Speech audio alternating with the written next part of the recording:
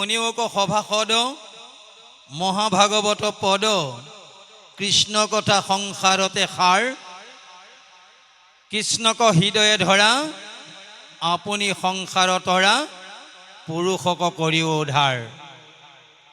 যে হে শ্ৰোতা সভাসদ সমস্ত, আপোনাক সবে এটা কথা শুনক। ইয়াত এটা শব্দ উচ্চাৰণ হৈছে, এই শব্দটো হৈছে কৃষ্ণ। কেৱল কৃষ্ণ কথা শুনক। কৃষ্ণ কথা শুনিলে কি হ'ব? ই সংসাৰতে সাৰ, মানে এই সংসাৰত এটাই বস্তু সাৰ আছে, সেইটোৱে হৈছে নাম, নামৰ মহানতা। সৰ্ববেদ সাৰংহি শ্ৰীমদ ভাগৱত মিশ্ৰতে।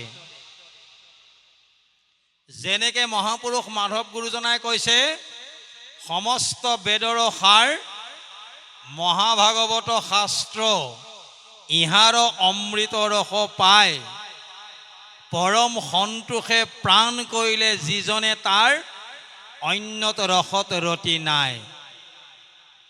সাৰ মানে এটাই মূল। এই ভাগৱতে কৃষ্ণ কথাক মূল কৰিবলৈ দিছে, মানে কৃষ্ণ কথা সুন্দৰভাৱে শ্ৰৱণ কৰিব দিছে। আৰু শ্ৰৱণ কৰি কি কৰিব লাগিব? সংশয়বিলাক দূৰ কৰিব লাগিব। কথা শুনিলেহে গুছে মনৰ সংশয়, কৃষ্ণৰ সেৱাত তেবে ৰতিবা হয়। আৰু এই কৃষ্ণ কথা শুনাৰ লগে লগে আমাৰ কি জীৱনত কি সফল হ'ব? হৃদয়ত কৃষ্ণক ধৰা আপুনি সংসাৰ তৰা পুৰুষক কৰি উদ্ধাৰ।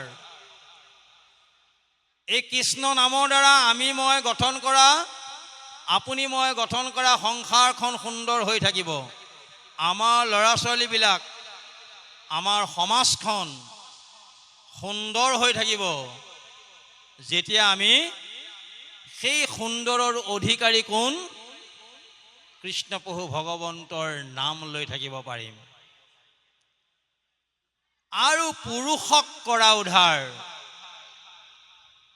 পুৰুষক উদ্ধাৰ কৰা মানে আমাক যিসকলে ধৰ্ম জ্ঞান দি থৈ গৈছিল, যিসকলে ভাগৱত পঢ়িবলৈ শিকাই থৈ গৈছিল, যিসকলে কথা ক'বলৈ শিকাইছিল, জন্ম হোৱাৰ লগে লগে হাতত ধৰি আয়ে খোজকাঢ়িবলৈ শিকাইছিল,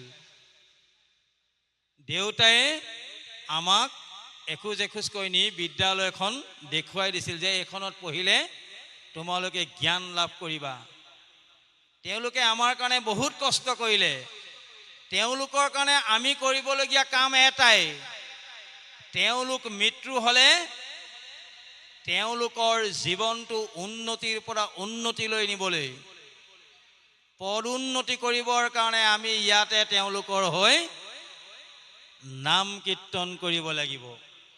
আৰু আমি নাম কীৰ্তন কৰাৰ লগে লগে যদি আমাৰ উপৰি পুৰুষ স্বৰ্গত আছিল বা নৰকত আছিল, যদি নৰকত আছিল লাহে লাহে স্বৰ্গপথলৈ আহিল, আৰু যদি স্বৰ্গপথ পালেগৈ কেইদিনমানৰ পিছতে আমাৰ কৃপাত বৈকুণ্ঠ পাবগৈ। যাৰ পুত্ৰ সবে ঐত্য হৰিত শৰণ লৈ, হৰি গুণ গাৱে শুদ্ৰ ভাৱে, দধি দুগ্ধ ঘিত মধু নদীৰ জলক প্ৰিয়ে, পিতৃগণে পিতৃক পাৱে। জীয়াই থকাৰ দিনত যদি আমি পিতৃক একো দিব নোৱাৰিলোঁ, জীয়াই থকা কালত যদি আমি মাতৃক শ্ৰদ্ধা কৰিব নোৱাৰিলোঁ, মৃত্যুৰ পিছত কৰিবলগীয়া এটাই কাম আছে, কেৱল কৃষ্ণক ভজনা কৰক, কৃষ্ণৰ নাম লওক। আমি জীয়াই থাকোঁতে যদি একো কৰিবও নোৱাৰিলোঁ, তেতিয়াহ'লে আমাৰ নাম শুনি নৰকৰ পৰা আমাৰ পিতৃ পিতামহসকলে ক'ব, শুনৈৰে স্বৰ্গবাসী মই কেনে তৈলো আশী মোৰ সুপুত্ৰৰ বলে। জয়িত মোৰ পুত্ৰসকলে কৃষ্ণত ভকতি কৰে, তাৰ পদে মোৰ 21 পুৰুষ উদ্ধাৰে। যেনে প্ৰহ্লাদ, যদিও প্ৰহ্লাদ দৈত্যকুলত জন্ম লাভ কৰিছিল, প্ৰহ্লাদে নিজৰ পিতৃক হিৰণ্যকশিপুৰক বৈকুণ্ঠলৈ পঠিয়াই দিলে। কৃষ্ণপ্ৰভু ভগৱন্তই প্ৰহ্লাদক সুধিছিল যে হে প্ৰহ্লাদ, তুমি আহ্বান কৰাৰ লগে লগে মই আহিলোঁ, তোমাৰ পিতৃক মই নিঃশেষ কৰিলোঁ, কাৰণ মোৰ ভকতক যোনে দুখ দিয়ে তেওঁ যদি তেওঁৰ পিতৃও হয়, মাতৃও হয়, বন্ধু হয়, মামা হয়, খুৰা হয়, ভতিজা হয়, দাদা হয়, মই কাকো নাচাম, মই কেৱল মোৰ ভকতকহে চাম। যদিও তোমাৰ পিতৃ হিৰণ্যকশিপু তোমাক অন্যায় কৰাৰ কাৰণে মই বধ কৰিছোঁ, যদি তুমি মোৰ পৰা কিবা বৰ বিচাৰিছা বৰ লোৱা। প্ৰহ্লাদে প্ৰথমতে কৈছিল সিটো বাণিজ্যাৰ নহো ভিত্ৰ, তোমাক সেৱা পূজা নমস্কাৰ কৰি তোমাৰ পৰা কিবা এটা বিচাৰিম সেইটো ব্যৱসায়। আমি যদি ভাগৱত পাতি চাকি বন্তি দি এগছ চাকিত এখন শৰাইত যদি মোৰ ল'ৰাটো চাকৰি হওক, ছোৱালীজনী ভাল ঘৰ এখনলৈ বিয়া হওক আৰু মোৰ পদোন্নতি হওক বুলি যদি সকামী মনোভাৱেৰে সেৱা কৰিছোঁ, তেতিয়াহ'লে আমি কেতিয়াও ভকত হ'ব নোৱাৰিম, বৈষ্ণৱ হ'ব লাগিব। সকামী মনোভাৱেৰে কেতিয়াও ঈশ্বৰ সেৱা পূজা কৰিব নাপায়। সেইকাৰণে প্ৰহ্লাদে কৈছিলে নহো সিটো বাণিজ্যাৰ নহো ভিত্ৰ, তোমাক সেৱা কৰি ব্যৱসায় কৰিম, তোমাৰ পৰা কিবা ল'ম সেই ভাৱনা মোৰ নাই। তোমাৰো অকাম ভৃত্য আমি, তুমিও নিষ্কাম মোৰ স্বামী। মই তোমাৰ অকাম ভৃত্য, মোক একো নালাগে, মই নিকিনা গোলাম হৈ থাকিম, তোমাৰ ওচৰত মোৰ নিকিনা গোলাম হৈ তোমাক ভকতি কৰিম। কিন্তু প্ৰভু ভগৱন্তৰ মায়াৰ জালত প্ৰহ্লাদেও এটা সময়ত বৰ বিচাৰিলে। কি বিচাৰিলে? দিয়া যদি প্ৰভু মাগো এক বৰ, তুমি প্ৰভু জগত ঈশ্বৰ, তোমাক নিন্দিলে পিতৃ মোৰ, সিজিলে পাতক মহাঘোৰ, আতহতে হন্তে পিতৃ নিষ্ঠৰূক, এতেকে প্ৰসাদ দিও মোক।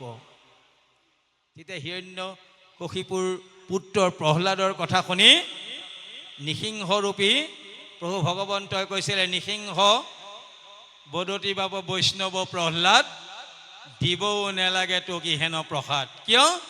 শিশুকাল হন্তে মোক কৰিলি শতকাৰ, তাৰ ফলে 21 পুৰুষ কৰিলি উদ্ধাৰ। তোমাৰ ভকতিৰ প্ৰভাৱে তোমাৰ পিতৃ পিতামহ কুল 21 পুৰুষলৈকে উদ্ধাৰ কৰি বৈকুণ্ঠলৈকে লৈ গুচি গ'ল। সেইকাৰণে ভাগৱতে কৈছে কৃষ্ণক হৃদয়ে ধৰা আপুনি সংসাৰ তৰা, পুৰুষক কৰি উদ্ধাৰ। আমি নাম ল'লে আপুনি নাভাবিব ইয়াত একো কাম হোৱা নাই। আমি নাম লৈ আছোঁ, মোৰ নামৰ দ্বাৰা মোৰ পিতৃয়ে যদি নৰকত আছিল স্বৰ্গলৈ গ'ল, স্বৰ্গৰ পৰা আকৌ উভতি চাই বৈকুণ্ঠলৈ গুচি গ'ল। স্বৰ্গৰ পৰা বৈকুণ্ঠত গৈ স্বৰ্গবাসীসকলক কৈছে, সেই স্বৰ্গবাসীসকল, তোমালোকে এতিয়ালৈকে কিয় স্বৰ্গত থাকিবলগীয়া হৈছে জানানে? তোমালোকৰ ল'ৰা ছোৱালীবিলাকে কৃষ্ণত একান্তভাৱে ভকতি কৰা নাই, তেওঁলোকে নানান দেৱ দেৱতাক পূজা কৰি আছে, আৰু নানান দেৱ দেৱতাক পূজা কৰি থকাৰ কাৰণে তোমালোকে স্বৰ্গতে থাকিবলগীয়া হৈছে।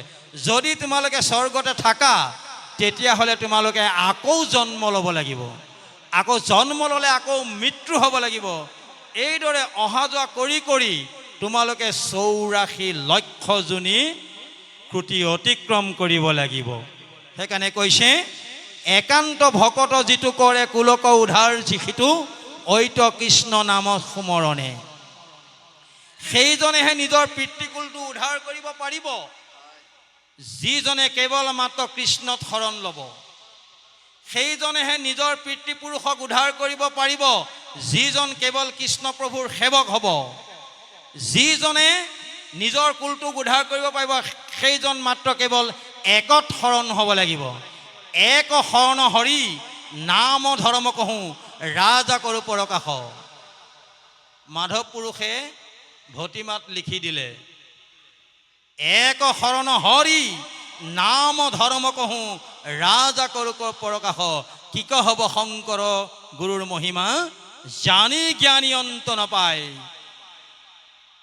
যিজনৰ মহিমা গুণ বখানি জ্ঞানীও অন্ত নাপায়, সেইজনা মহান গুৰুৱে কৈছে যদি একত শৰণ হোৱা নাই তেতিয়াহ'লে তেওঁ কুলটো উদ্ধাৰ কৰিব নোৱাৰিব, তেওঁ পুৰুষক উদ্ধাৰ কৰিব নোৱাৰিব, আৰু তেওঁৰ সংসাৰখনো কিন্তু ধীৰ স্থিৰ গতিত নচলে, সদায় তেওঁ সংসাৰত খেলি মেলি লাগিব। কৃষ্ণপ্ৰভু ভগৱন্ত উদ্ধৱক কৈছে মোক এৰি যিটো কৰে অন্যত আশ, জানিবা তাহাৰে সে হৈব সদা সৰ্বনাশ। হয়নে বাপ? উদ্ধৱক কৈছে কৃষ্ণই মোহোক এৰিয়া যিটো অন্য দেৱত কৰে আশ, জানিবা তাহাৰ হৈব সৰ্বনাশ। মোক এৰি পেলাই, মোক ঈশ্বৰ নভজি, মোক ঈশ্বৰ নামানি যিজনে অন্য দেৱতাৰ ওচৰত শৰণ ল'ব তেওঁৰ সৰ্বনাশ সদায় আছে, কিন্তু মোৰ ভকতৰ সৰ্বনাশ এদিনো নাই। মই মোৰ ভকতক, ভকতৰ লগতে মোৰ ভকত পুৰুষৰ কুলটো উদ্ধাৰ কৰি মই লৈ গুচি যাম। ভগীৰথে গংগাক আহ্বান কৰি পৃথিৱীত গংগাক বোৱাই তেওঁৰ 21 কিমান হাজাৰ পুৰুষক তেওঁ 60,000 পুৰুষক ভগীৰথে উদ্ধাৰ কৰি থৈ গৈছে। ভাগৱতে সেইকাৰণে কৈছে চিৰকাল নৰকত আচন্ত পুৰুষ যত, উঠি স্বৰ্গ পাৱে তাবক্ষণে। আমি ইয়াত এতিয়া ভকতি কৰি আছো, কৃষ্ণৰ নাম লৈ আছো। যদি আমাৰ উপৰি পুৰুষসকল নৰকতো পৰি আছিল, আজি তেওঁলোক বৈকুণ্ঠ পাই গ'ল। আৰু বৈকুণ্ঠত গৈ কি কৈছে নাহিকে সংশয়তাত এৰাই মৃত্যুৰ হাত, লৈও এক কৃষ্ণত শৰণ। এই কামটো কৃষ্ণত একান্ত শৰণ লোৱা জনেহে কৰিব পাৰিব। যদি আন নানান দেৱ দেৱতাক শৰণ ভজন লৈ কেৱল ভাগৱত পঢ়িব লাগে বুলিহে পঢ়িছে, শুনিব লাগে বুলিহে শুনিছে, ইয়াক মানিবলৈ ইচ্ছা কৰা নাই, ইয়াক ভাবিবলৈ সময় নাই, সেইজনে কিন্তু আজি কৃষ্ণ কথা শুনিলে তেওঁ কুলটো উদ্ধাৰ নহ'বও পাৰে। কাৰণ কিয়? সৰ্বধৰ্ম পৰিত্যাজং একং শৰণং ব্ৰজ। সকলো ধৰ্ম ত্যাগ কৰিব লাগিব। ধৰ্ম মানে সমস্ত আচৰণ বিধি ত্যাগ কৰিব লাগিব, কেৱল কৃষ্ণত আচৰণ কৰিব লাগিব, কৃষ্ণত আশ্ৰয় ল'ব লাগিব। আৰু কৈছে নেনা আয়ু আলে জালে কেতিক্ষণে ধৰে কালে, কৈত্য মিলে দাৰুণ মৰণ, চঞ্চল মেঘৰ ছায়া, সমপুত্ৰ পত্নী যায়া, জীৱন যৌৱন ধনজন। ডাঙৰ কথা ভাগৱতে কৈছে। যদি কৃষ্ণ কথা নুশুনি, কৃষ্ণৰ কীৰ্তন নকৰি, ধন জন পুত্ৰ পৰিবাৰ এইবিলাককে বস্তু বুলি ভাবি থাকি যদি এইবিলাকৰ লগত আমি লাগি আছো, তেতিয়াহ'লে কৈছে এইবিলাক মেঘৰ ছায়া নিচিনা। এইমাত্ৰ আকাশত কলা ডাৱৰ মেঘ দেখিব, ভাবিব সুন্দৰভাৱে বৰষুণ হ'ব, খেতিয়কৰ সুবিধা হ'ব। অলপ সময়ৰ পিছত চাব এজাক বতাহে সেই মেঘ অঁতৰাই লৈ গুচি গ'ল, মেঘো নাই বৰষুণো নাই। আমাৰ ধন জন পুত্ৰ পৰিবাৰ এই সকলোবোৰ মেঘৰ নিচিনা, কেতিয়া আছে কেতিয়া নাই কোনেও নাজানে। কেতিক্ষণে ধৰে কালে, ইহেন শৰীৰ পালে, নেনা আয়ু আলে জালে। আমি ইয়াত ভাগৱত পঢ়ি আছো, ব্যাখ্যা কৰি আছো। আমি চকলাঘাট দৰঙিয়াল গাঁৱৰ কালি ৰাতিপুৱা পামগেনে নাই থিৰাংকে ক'ব নোৱাৰো। এইটোৱে হৈছে আমাৰ মানৱ দেহ, এইটোৱে হৈছে আমাৰ মানৱ শৰীৰ, যি আমি মৃত্যুৰ কথা নাজানো, কেতিয়া জন্ম হ'ম নাজানো, কেতিয়া বিয়া কৰিম নাজানো, কাক বিয়া পাতিম এইটো কথা নাজানো, কেতিয়া বিয়া হ'ব নাজানো। কেৱল এটাই জানো, কোনটো জানো? মনুষ্য শৰীৰ পাই যদি হৰিক নভজো, তেতিয়াহ'লে আমাৰ জীৱনটো চঞ্চল বুলি আমি জানো।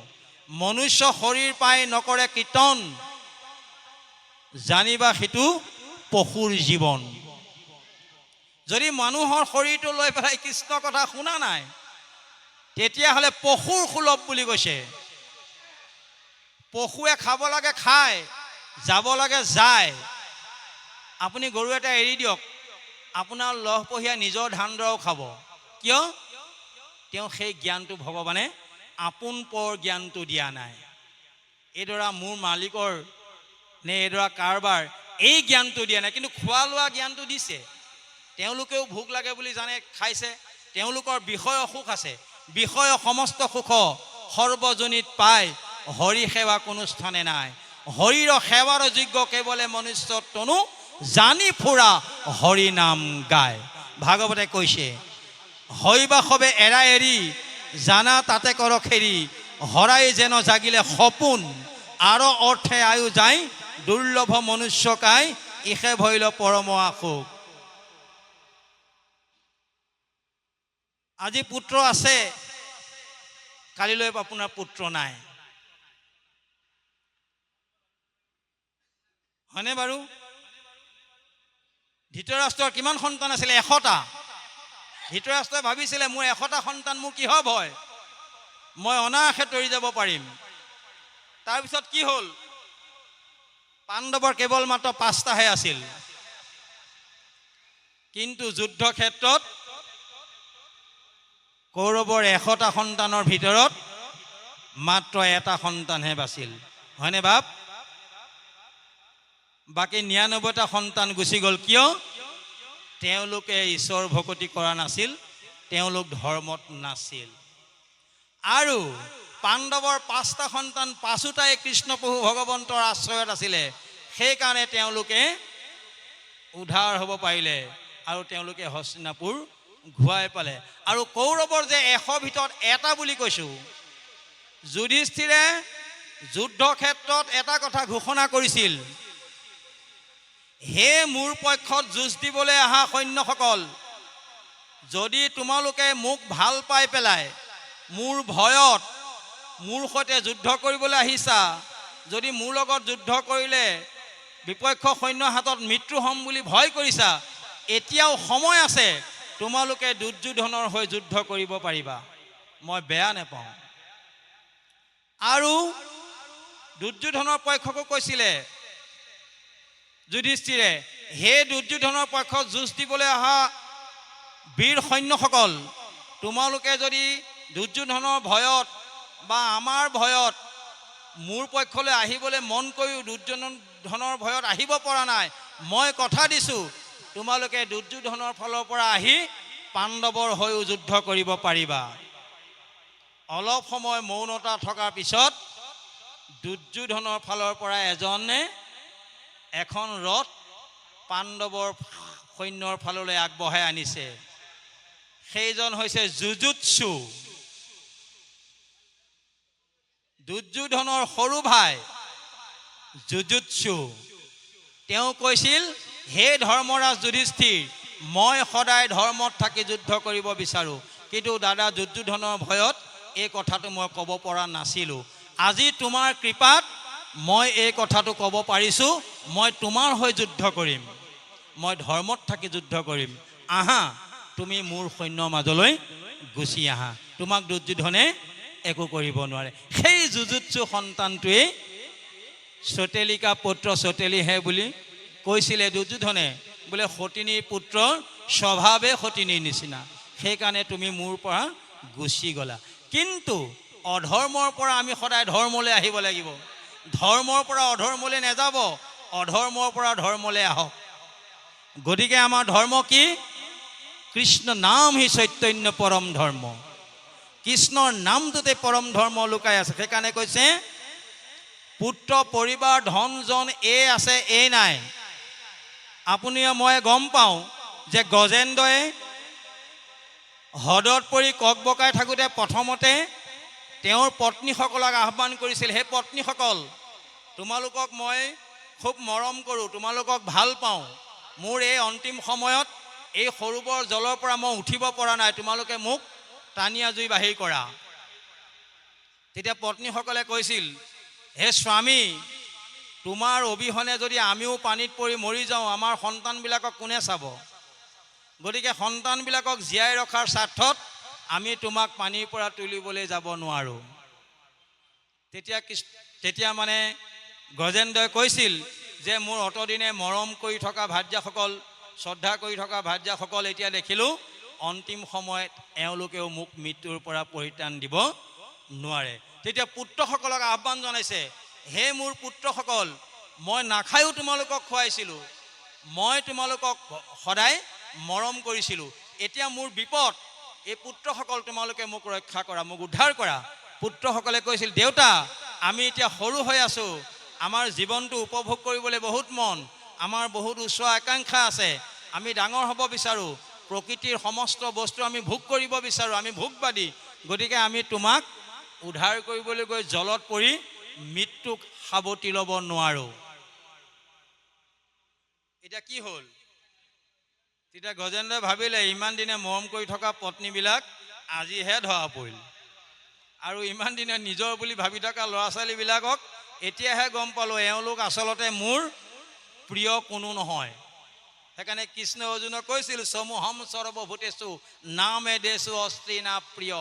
ইয়াত কোনো কাৰো প্ৰিয় নহয়, কোনো কাৰো আপোন নহয়, হয় নহয়? আহিছে মানুহ, গৈছে মানুহ, মানুহ আহি থাকিব গৈ থাকিব, কোনো কাৰো ভাৰ্যাও নহয়, পুত্ৰও নহয়, ধনো নিজৰ নহয়, ঐশ্বৰ্য বিভূতি সন্মানো নিজৰ নহয়, নিজৰ মাত্ৰ এটাই হয়, সেইজনেই হৈছে সিংহাসনত বহি থকা পৰম পুৰুষ ভগৱন্ত কৃষ্ণ গুৰু দৈৱকী নন্দন দেও কৃষ্ণ।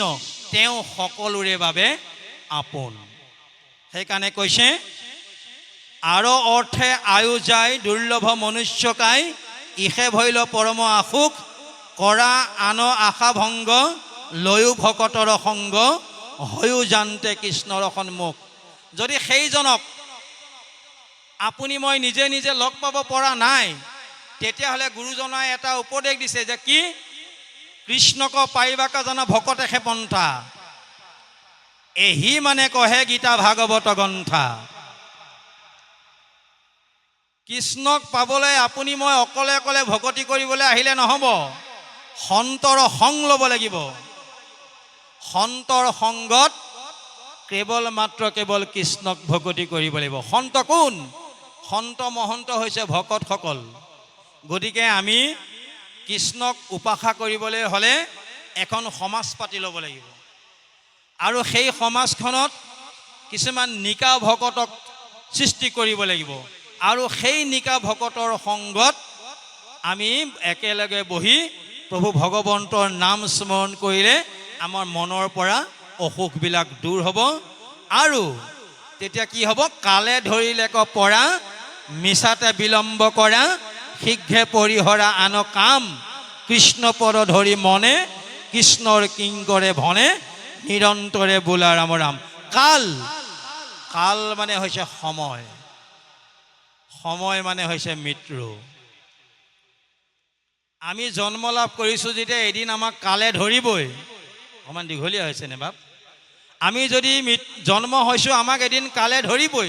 কালনো কোন? সময়। সময়নো কোন? প্ৰভু ভগৱন্ত। কোনে কৈছিল বাৰু? এই কৃষ্ণপ্ৰভু ভগৱন্তক কাল বুলি কোনে চিনাই দিছিলে? ভীষ্মই।